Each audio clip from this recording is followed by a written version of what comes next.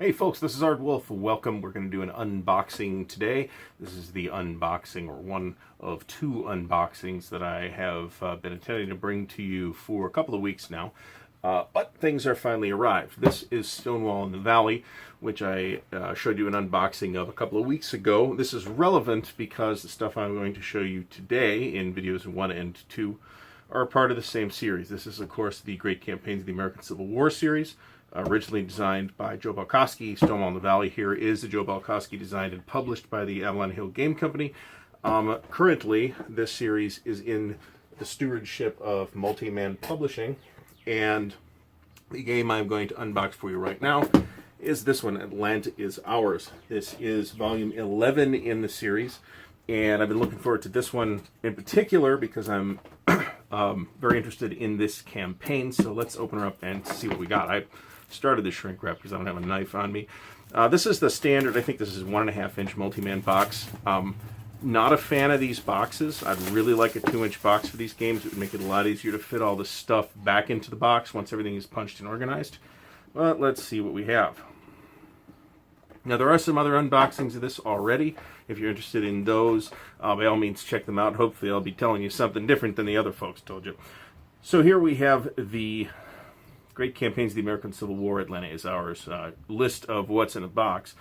Box and lid, 2 22 by 34-inch maps, 3 counter sheets, 1 GC ACW 1.3 series rulebook, 24 pages, 1 Atlanta is Ours rulebook, 7 play aid cards, 2 charts and tables, 1 turn track, and 1 off-map display.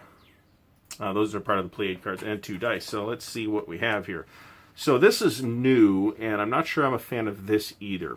This is the Atlanta is Ours rulebook and scenario book, and it's 96 pages, and it looks really nice. I'm not sure I'm a fan of the perfect binding. This is a very uncommon type of binding in war games.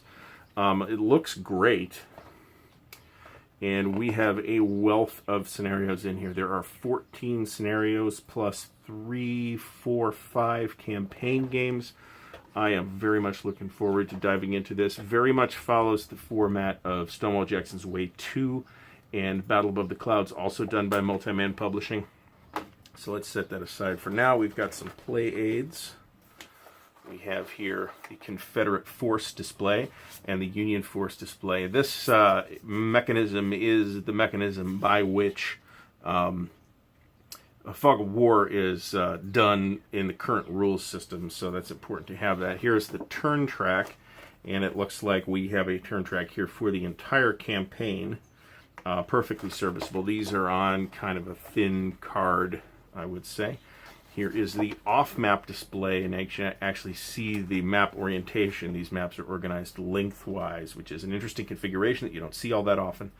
And then you have all these areas that are external to the map area itself that you can marshal forces in and stuff.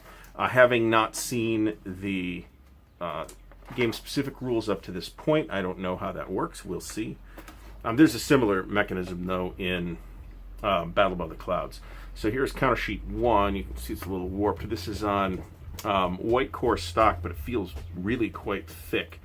Now there's some controversy about the counters, and I'll go into that in a minute because I want to finish picking through the contents first.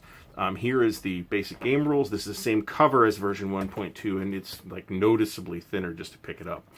The reason this is thinner is not because they took stuff out. It is because they were able to remove a lot of the special rules and exceptions that applied to Roads to Gettysburg and Here Come the Rebels, which are the games that cover the Gettysburg and Antietam campaigns. So here's counter sheet number 2. We'll get back to that. Here's map number 1. We'll get back to that. And I'm probably not going to bust the maps out here because I have already shown you the Great Campaigns of the American Civil War map in the Stonewall in the Valley campaign. They are gorgeous. Here's counter sheet 3, and then we got player aid cards and stuff. And there are, in fact, some dice in here. A red and a white die of no particular spectacularity. Here's the charts and tables. I'm going to have to look at this because there's been a persistent typo on one of these charts, I think on here, that has never been fixed, even though there's 11 games in the series now. Here is map number 2. There are 2 maps in this game, and I mean, just to take a look at that, it's amazing. These are amazing looking. Really amazing looking maps. Here's another play aid. Here is the terrain effects chart, which doesn't want to come out of the box in a friendly way. Alright, so let's just make sure to conduct an inventory here. So we have 7 play aid cards, so that's 1, 2, 3,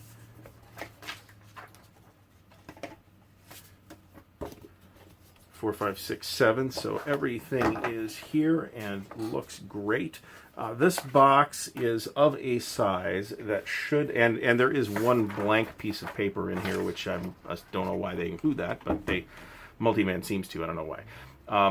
The box is of a size where you can fit one counter sheet in here with all the other stuff, and I think you really kind of want 2 counter sheets for all the counters and markers.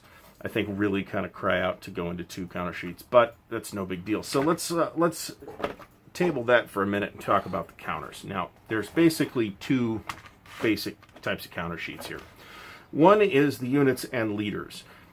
And the unit and leader counters in Stonewall Jackson's Way 2 and Battle of the Clouds, which are 2 of the 3 games in the series that Multiban has done. The other one was Grant Takes Command, which kind of followed the Avalon Hill format really closely. Those 2 games completely redid the counters. And what they've done here is they have redone the units and leaders in a style that is more similar to the games that Avalon Hill did. Not quite, but they're pretty close. Much more simplistic, minimalistic design, especially on the units.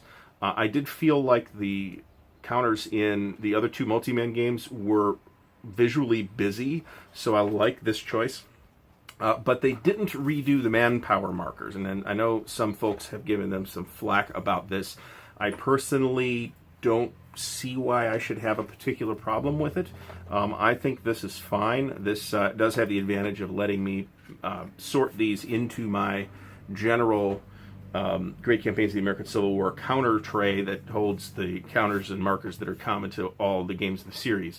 It does look like they've redone some art on the forts and the abatis. I think that's how you pronounce it, the breastworks and stuff. I'm not sure I care about that. I am just happy to have seen a new game in this series. So, the other game that was released alongside Atlanta Is Ours is Roads to Gettysburg 2, which will be coming along shortly in video form. So this is Atlanta Is Ours, which is farting, and it's going to occupy a very honored place on my shelf. So thanks for watching. I'll see you next time.